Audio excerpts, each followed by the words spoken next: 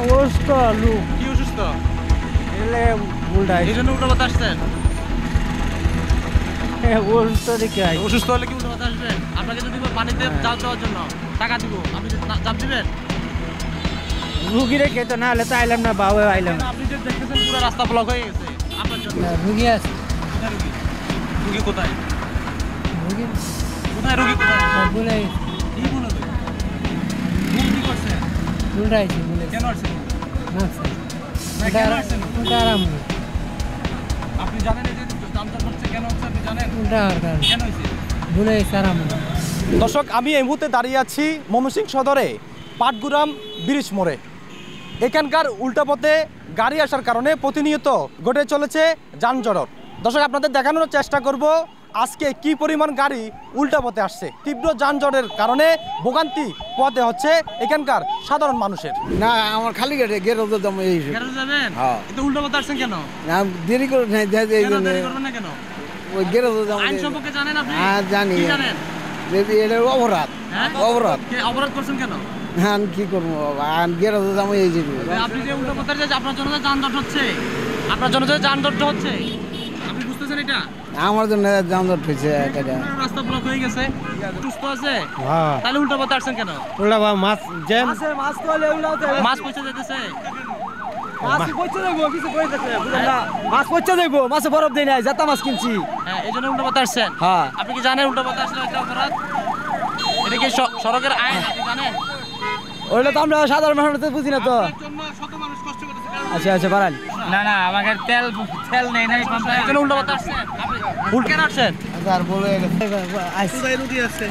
আত্মের সমস্যা তো 500 গাড়ি আটকাইছি, 500 ঠিক আছে। গাড়ি রুগী আছে। এলাকে ঢুকছে। তোমার একটা উল্টার জন্য যে না এখানে মানুষের কষ্ট ঠিক আছে হচ্ছে, স্যার। জানো না? আচ্ছা ঠিক আছে। আচ্ছা আর ঢুকবো না। তুমি ভুল করছো? না ভুল করছি। কষ্ট হয়েছে? হ্যাঁ, কন্ট্রোনাল তার ছিঁড়ে গেছে। কেমনে ছিড়ছে? কেমনে ছিঁড়ছে? চালানির সময় ছিঁড়ছে। তো আপনি উল্টো পথে আসছেন কেন? আপনি কি জানেন এটা অপরাধ? 2 ঘন্টা আসছি স্যার, এই যে মেয়েকে। না, এটা যে অপরাধ এটা জানেন? জি জি স্বীকার করেন? হ্যাঁ। এখানে মূল সমস্যাটা হচ্ছে যে আমাদের এই ময়মনসিংহ শহরের মধ্যে মূলত এই যে পাটগুদাম ব্রিজটা খুব ব্যস্ত এলাকা।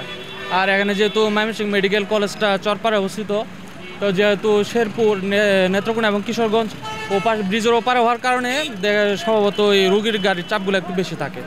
আর এর জন্য দেখা যায় কিছু গাড়ি ইমার্জেন্সি হওয়ার কারণে আমাদের এদিকে কিছু গাড়ি হচ্ছে কি অ্যাম্বুলেন্স টাইপের যেগুলো ইমার্জেন্সি আসে, সেগুলো আমাদের উল্টা দিক দিয়ে আসার প্রবণতা বেশি।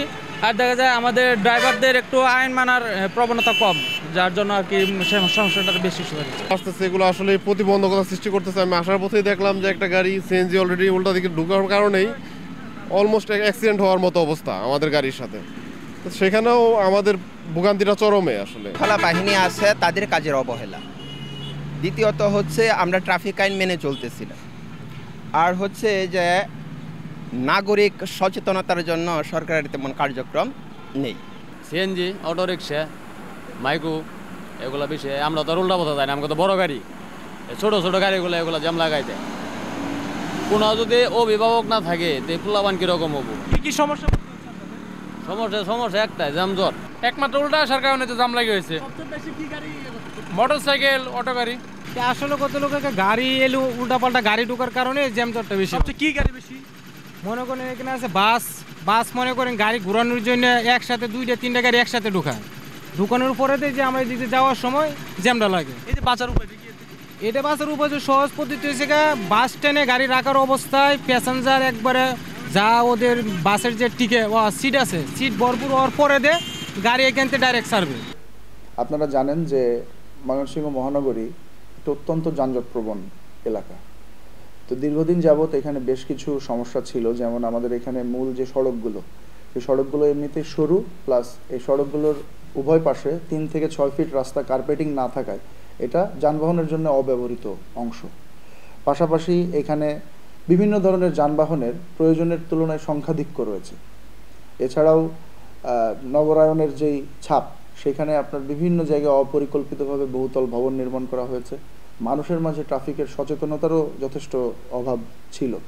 তো এই বিষয়গুলোকে মাথায় রেখেই আমরা 5ই আগস্টের পরে আমরা ছাত্রদেরকে সাথে নিয়ে সবাইকে একসাথে আমরা এই বিষয় নিয়ে কাজ করার জন্য উদ্বুদ্ধ করেছি। এবং ইতিমধ্যে আপনারা জানেন যে আমরা পাটগুদাম মোড়ে, যেখানে মূলত যানজটের যেই জায়গাটা, সেখানে কিছু ভৌত অবকাঠামোগত সমস্যা ছিল। সেই সমস্যাগুলোকে আমরা সমাধান করেছি। রাস্তার উপরে কিছু দোকানপাট ছিল, সিএনজি স্ট্যান্ডটা রাস্তার উপরে ছিল, এগুলোকে আমরা রাস্তা থেকে সরিয়ে দিয়েছি। পাশাপাশি টার্মিনালের ভেতরে কিছু অংশ ছিল যে অংশগুলোতে গাড়ি চলাচল করতে পারতো না, গাড়ি বের হতে গেলে সমস্যা হতো, সেই জায়গাগুলো ঠিক করা হয়েছে। এখন অবশ্য কেওয়াটখালীর যে অংশটা আছে ওই রাস্তাটা এখনও কিছু কাজ বাকি আছে, হয়তো বা মহাপরিকল্পনার অধীনে যখন পুরো অংশটা আবার নতুন করে হবে ওই সমস্যাটা সমাধান হয়ে যাবে।